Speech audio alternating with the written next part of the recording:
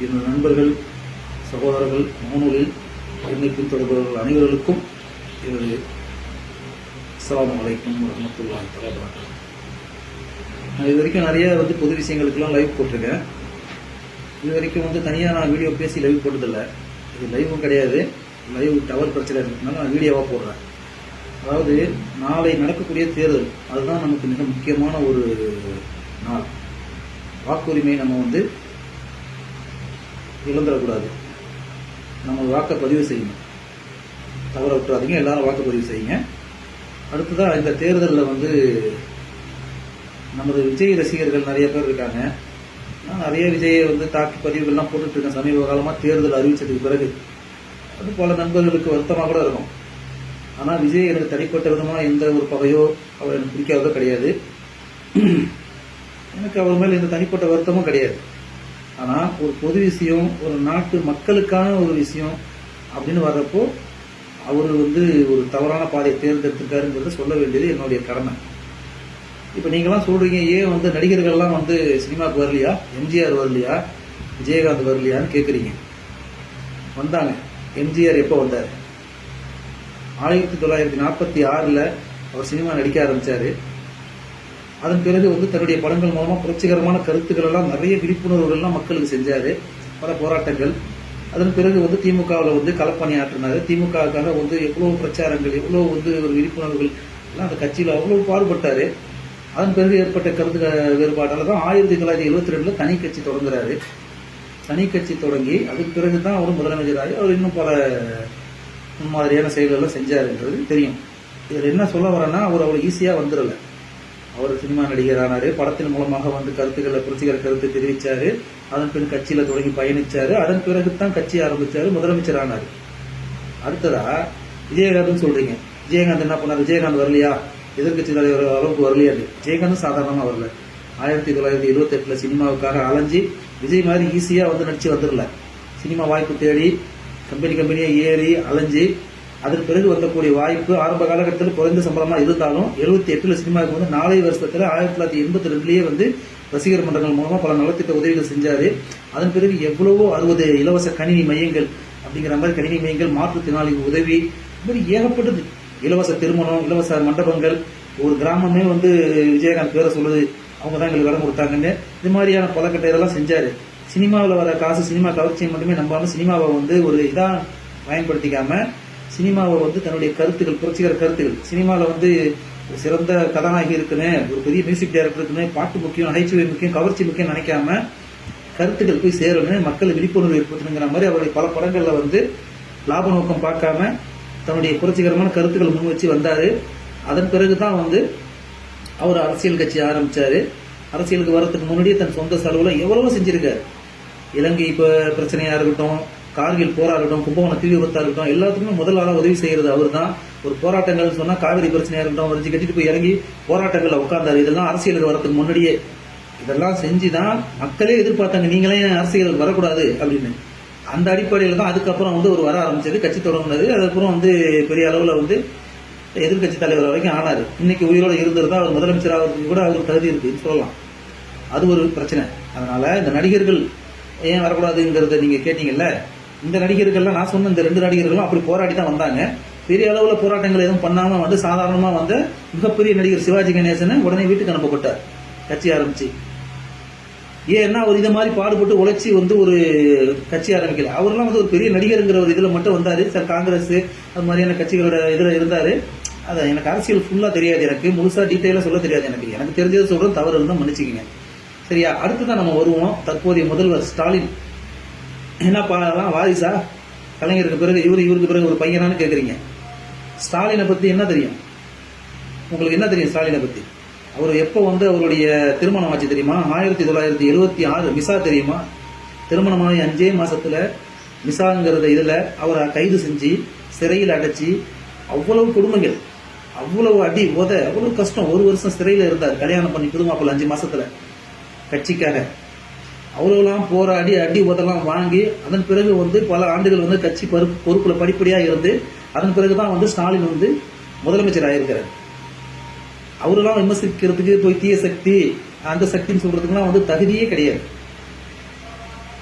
இது மாதிரி நடிகர்கள் அவங்களோட வரலாறு, இந்த ஸ்டாலினை பத்தி நீங்க விமர்சனம் பண்றதுக்கெல்லாம் என்னால தெரிஞ்ச விளக்கத்தை நான் கொடுத்துருக்கிறேன். விஜய் கட்சிக்கு வரட்டும், முதல்ல கட்சி ஆரம்பிக்கட்டும்.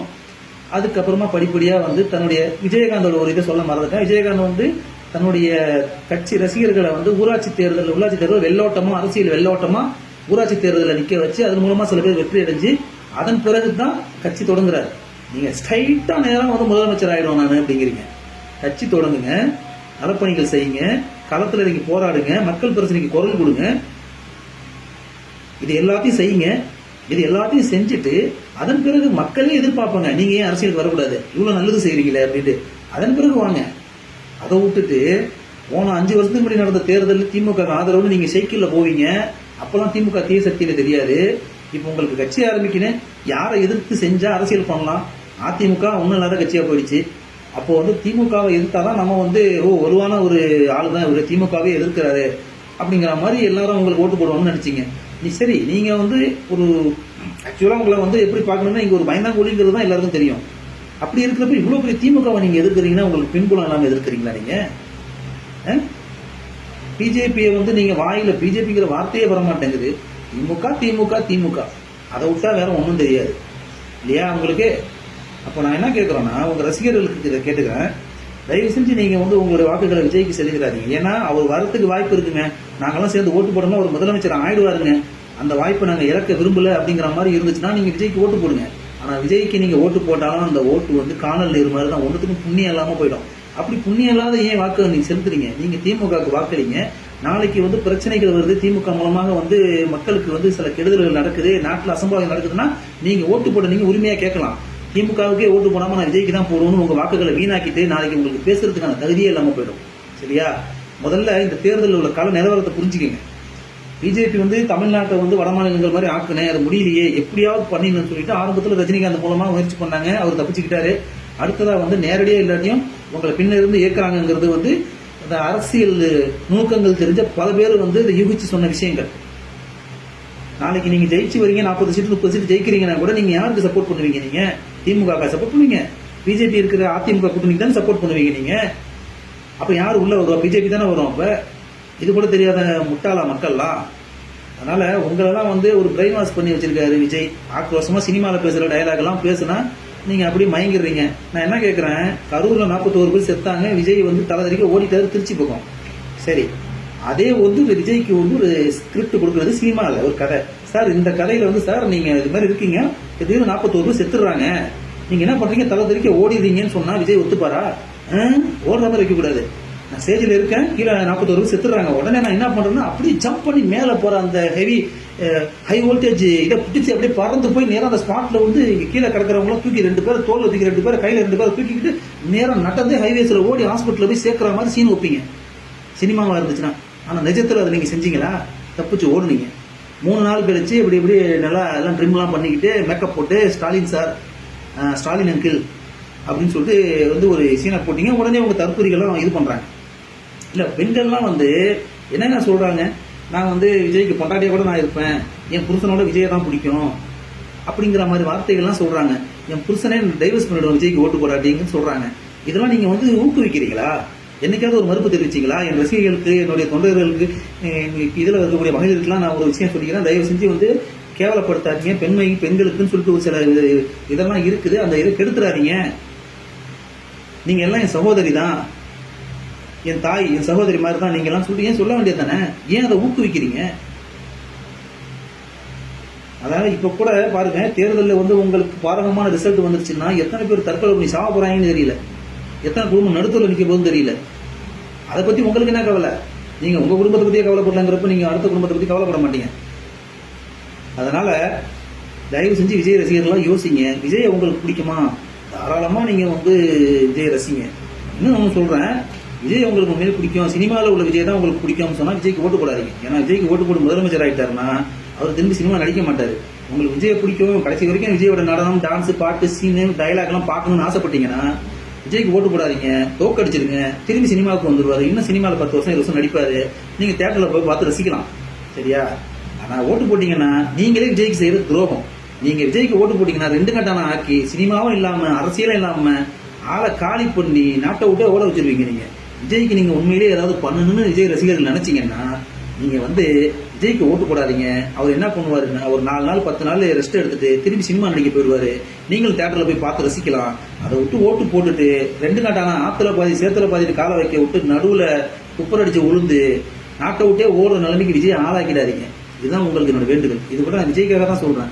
அவர் லைஃப் வீணாக்கிட கூடாதுங்கிறதுக்காக. விஜய்க்கு நீங்களே துரோகம் பண்ணிடாதீங்க. யோசிச்சு பாருங்க. திமுக ஆதரவு கூட்டணிக்கு உங்க வாக்குகளை கொடுங்க. அதன் மூலமா தமிழ்நாட்டில் வந்து பிஜேபியோட சதி திட்டங்களை முறியடிக்கலாம். தமிழ்நாட்டில் ஒரு சிறப்பான ஆட்சி இருக்கும். மீண்டும் திமுக மக்கள் தேர்ந்தெடுக்கிறப்போ அவங்களுக்கும் ஒரு மனசு இருக்கு. திரும்பவும் அந்த மக்கள் நம்மளுக்கு தேர்ந்தெடுத்திருக்காங்கிறப்ப கண்டிப்பா அவங்களுக்கு வந்து நல்லது செய்யணும்னு நினைப்பாங்க. நீங்க சொல்ற ஊழல் குற்றச்சாட்டு எல்லா கட்சியும் இருக்கு, திமுகவும் இருக்கு. அது இருந்துச்சுன்னா அதையே கண்டினியூ பண்ணிட்டு இருக்காங்கன்னு கிடையாது. எவ்வளவோ மாற்றங்கள் இந்த 5 வருஷத்துல பண்ணிட்டாங்க. இன்னும் அடுத்து வர 5 வருஷத்துல இன்னும் நிறைய சிறப்பான மாற்றங்கள் வரதுக்கான வாய்ப்பு இருக்கு. தயவு செஞ்சு உங்க வாக்குகளை வீணாக்காம திராவிட முன்னேற்ற கழக கூட்டணி கட்சிகளுக்கு வாக்களிச்சு ஸ்டாலின் ஐயா அவர்களை மீண்டும் முதல்வராக்கி தமிழ்நாட்டுக்கு ஒரு பாதுகாப்பை உறுதிப்படுத்துங்க. நன்றி, வணக்கம்.